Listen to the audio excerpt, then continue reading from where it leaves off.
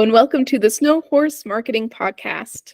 Today we have Cory. He is the CEO of BDB, Marketing and Leadership Development. Thank you, Cory, for being here today. Thank you. I appreciate it. Awesome. So I was looking over what we were going to talk about today, and I love the topic you chose. I absolutely love it. It's about entrepreneurship and time management. How much those go in hand. So to kick off things, how long have you been an entrepreneur or worked with entrepreneurs? I have been in business, and actually my stepfather started our initial family marketing business back in 1980. So it's been 40 something years, and I haven't worked there this whole time. However, I've been there most of the time. And so it's been a couple of decades plus that we worked with all different types of businesses, industries, and entrepreneurs. That's awesome. That's so incredible to have that much experience. As I was looking into it, I've worked with a lot of entrepreneurs over the years, and then I myself have been a founder of 2 different companies. And as I look at this, I'm like, time management is key. I mean, I work with so many different industry leaders, so many different solopreneurs over the years. And the difference is those who actually have a vision, commit to the vision, and then are disciplined enough to manage steps getting there. What have you found as you've been on your own adventure and built this with your family? Like, what are some things that you do to help you be structured and disciplined with your time? Yeah, one of the first things I do is, or I've had to learn to do, is to figure out what's most important for my time, because there are so many distractions, especially nowadays with different apps, notifications, emails. Most people have more than one email account, more than one social media account, and having just those notifications on your phone or on your computer, they can be a huge distracting piece that can take you away, from some of your important tasks. So one of the other areas I look at is doing, I don't know if most people have heard of the Pareto's principle or 80-20 rule, that 20% of the things you do will create 80% of the impact or results. And 80% of the things you do pretty much are a waste of time, and they have such low return. So really figuring out the tasks you need to do to complete the task or to complete the job or create the goal, and then figuring out how you can double down on those 20% of items that really get a lot of impact, and then really say no to those 80% of things that really can be distractions or very low value tasks. Oh, I love that analysis. I completely agree with you. The 80-20 rule, how I run my life, like what's actually going to move the ball down the field.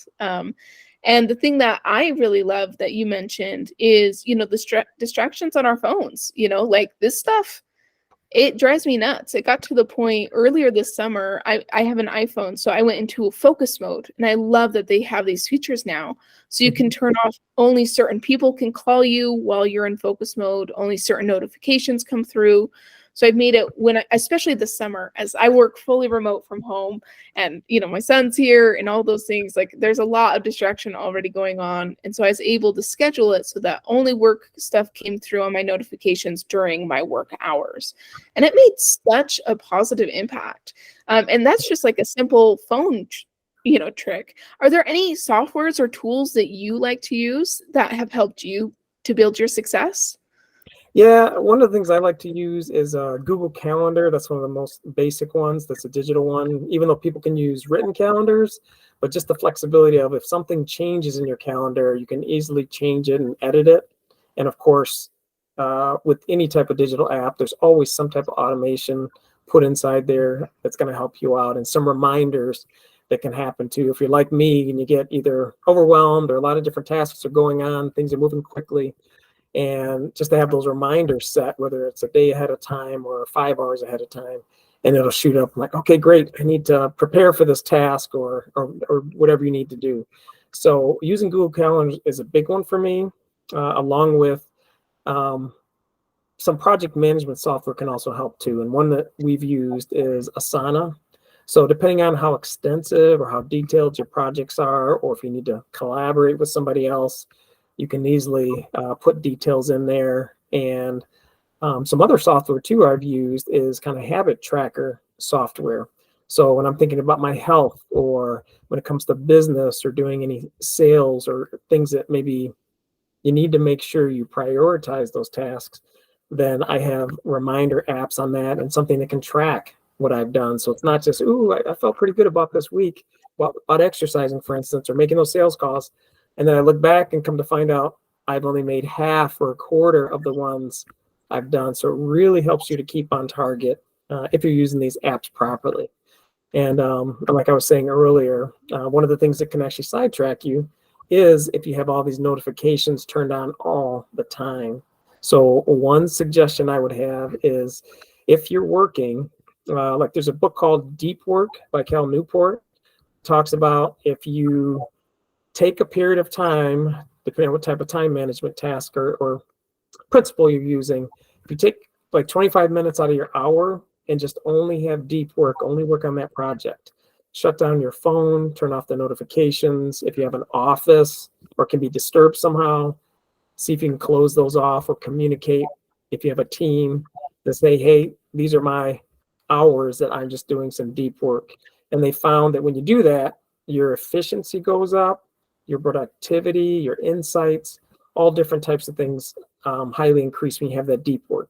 But when you're distracted constantly, or checking out your phone every single time, and I've seen some studies, and I know the numbers are all over the place, but they have had people checking their phones 300 plus times a day. And to me, that doesn't even seem possible. But if you do that every couple of minutes, every couple of seconds with the dozens of apps we have on our phone, you're going to be distracted constantly. You're not going to get that productivity and efficiency, which is what you want. Yeah, no, I love that. And that is an excellent book. You're not the first person I've talked about that with. Like, it is so important to have that time to just do the work.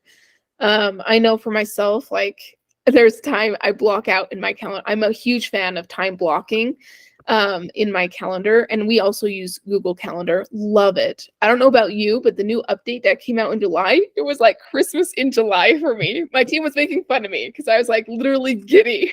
I was like, Sure. we can now have scheduling links to Google. So excited for that. It just automated a whole bunch of stuff in the business that made it so much easier to do. Cool. But yeah, I love doing time blocking as well. And I find that really helps me with, deep work. And sometimes like I get into that time block and I'm like, I don't want to do this. And I actually learned, this was something Seinfeld did, is he was writing comedy. He would schedule time to do basically deep work, block time, that this is when I'm writing. And he would tell himself, I don't have to write during this time, but I can't do anything else. And I've kind of learned to embrace that as well. I love that. Like, I'm sure as a manager yourself, and you've been working in business for so long, like there are just days where you're like, I just can't, like right now, I just can't. And so I'll sit there and I'll train my brain that this is the time I need to be able to do this. I need to increase my mental endurance or my physical endurance so I can get to this place, and don't allow myself to get distracted by something else, even though if I'm doing less work than I planned on doing.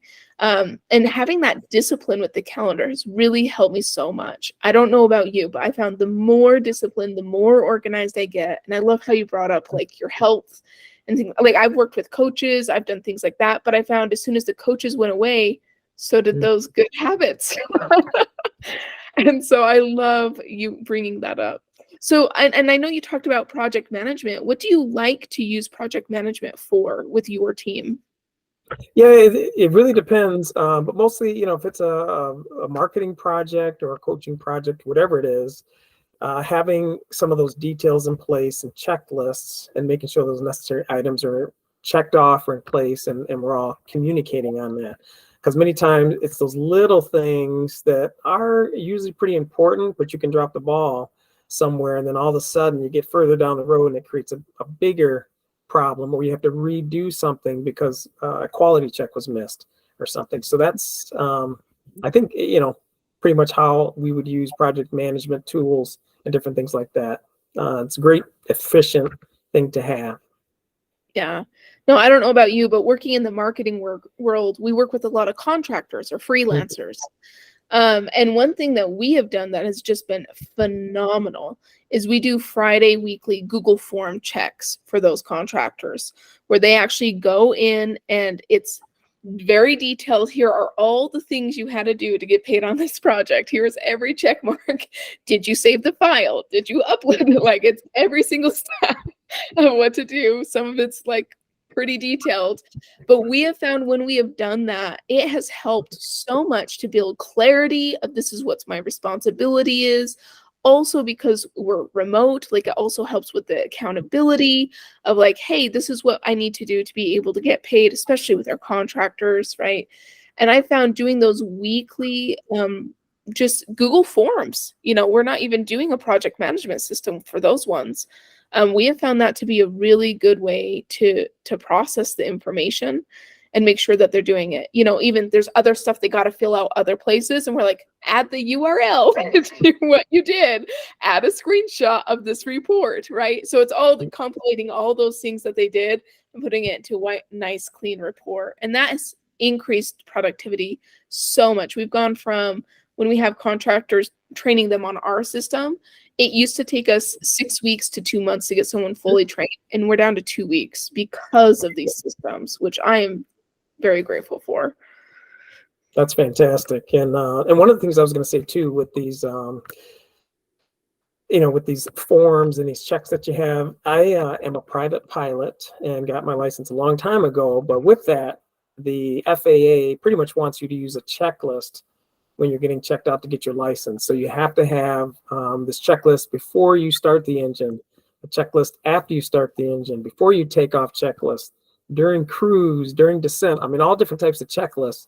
And yes, you should have a lot of those things memorized, and through habit, like you were saying, if you do that, those tasks like you guys do on every Friday, it creates this habit that every Friday, ooh, I've got a quality check. I've got things to check off and make sure I'm doing them.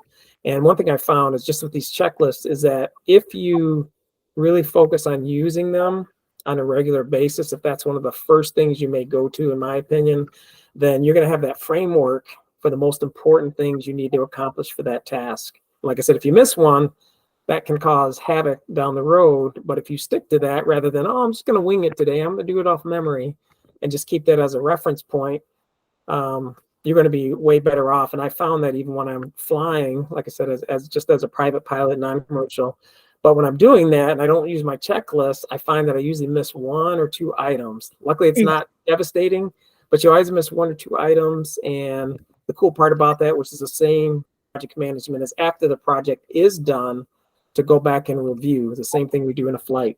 Go back and review the flight. What could we have done better? What did we do well? What was challenging? What was fun? And to find out those things, you can find out little gems in other areas that you can hone, and similar to your process, how you were able to narrow down that time frame, like you said, from over a month to down to 2 weeks, which is unbelievable. So that's fantastic. Yeah, no, thank you. And I appreciate that. And I've experienced the same. Every place I've worked where there's high accountability, there are very detailed checklists, and they look different ways, and they're come in all different forms. But, that is one of the signs of an organized company, of an organized, organization system.